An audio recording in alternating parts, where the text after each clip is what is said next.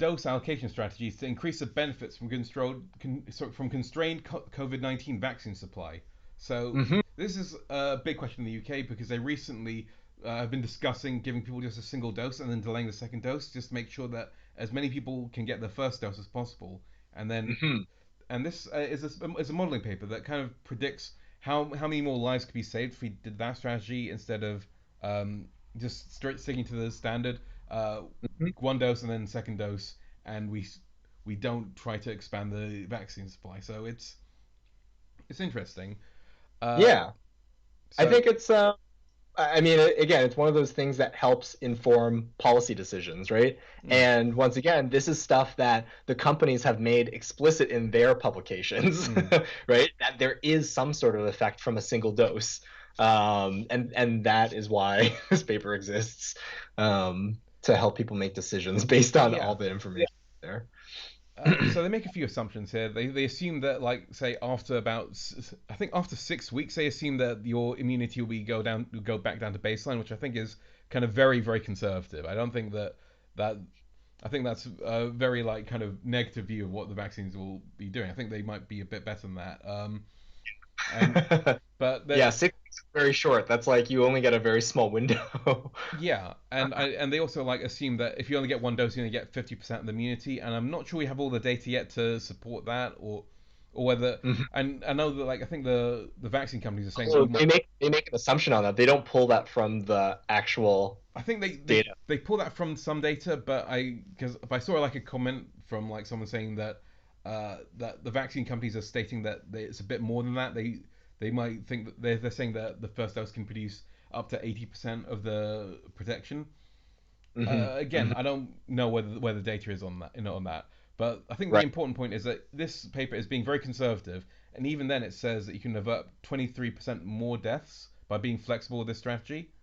Um, Hmm. so that's an interesting, Yeah, like, I mean yeah. I think it's a really good point. And again, speaking to this point of distribution, right, where it's like it's clear that there are many issues with Mm, distribution. So yeah, things that can put public health benefit, locate it right in that process is good, right? Because that's the process that might need help at this point. yeah. But I mean, I should point out there is like other sides to this argument as well. There are concerns that these like low dose having only the first dose means that you don't get the booster, so your immune response isn't up to full like snuff. I mean, the antibody Mhm. titers aren't going to be as high as they could be, and there are Yep. concerns that could lead to more resistant virus appearing. So Sure. again, like having like I think we talked about it a little bit like with people with weakened immune systems having more likely to have a virus that can evade the immune system developed.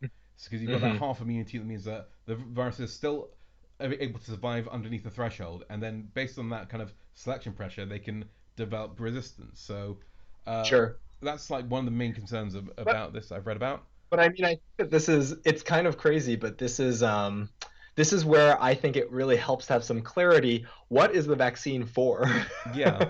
Right? Like what specifically are we using the vaccine for, right? In our world? Is it like because I think there's a tendency to treat it like we did the Swiss cheese model right at the end of Mm, our vaccine talk because there's a tendency to treat it as if it's like okay vaccine end of story right like once right. everyone's vaccinated the story is over but it's really just a very specific strategy. And like Mm, the way I think about it is actually vaccine is preventing the most vulnerable people from getting severe disease. Right? yeah. And then like that's all we got from the vaccine. And then everything else is still through mask mitigation and stuff like that. And even when we have our masks, even when we have our vaccine, we're healthy people going out there in the world, we're still wearing our masks until we get the green light that we know that right? Like a huge amount of people have been vaccinated and so forth.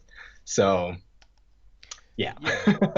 yeah. Yeah. This is not I guess maybe the point of that is just to say um, like these are very policy like these pieces of information are very much geared towards making policy right Mm, decisions and like how it affects our day-to-day decisions not as much right because like we sort of have to see like on a big scale what the strategy of using the vaccine is um, mhm. mm. Yeah. I mean, I flip on this like a fair bit because In your sometimes I mind think in my mind yeah, I flip flop like a freshly cooked tuna. I'm just like, sometime I'm like thinking, okay, well, we need to think about saving people as much as possible. But and then another thing's like, what if some people never get that second dose? And I kind of like, Mhm. there's all sorts of like complications that can happen, and it is a gamble. You have to make this isn't perfect information, and if you're in charge, then you have to just make a decision on it, and you either have to take Right. that because you either have to accept the kind of the that you have a set number of people you can save, and then accept that, or you can try take a gamble on this new strategy.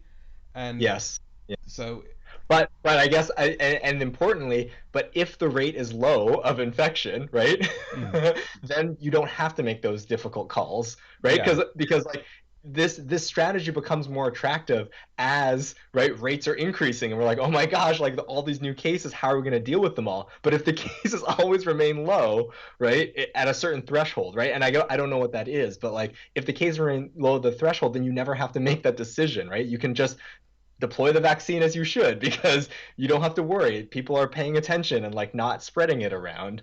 yeah. Um, so If yeah, if only we lived in that world, Danny. I mean, right, if I mean that's sort of what I'm saying about this information. Like it's like every piece of information is really just like okay, but I should be the most conservative I can. Of course, like financial concerns, right, are like the primary reason in which that you would not be conservative. mm, Mental health reasons, right, are a big reason where you wouldn't be so conservative. But like if you can err on that side of being conservative in the way that you behave in the world these days, you contribute to keeping those cases low and thus alleviate some of the difficult decisions that policymakers might have to make down the line, mm, right? That have these trade-offs in really like people's lives in some ways.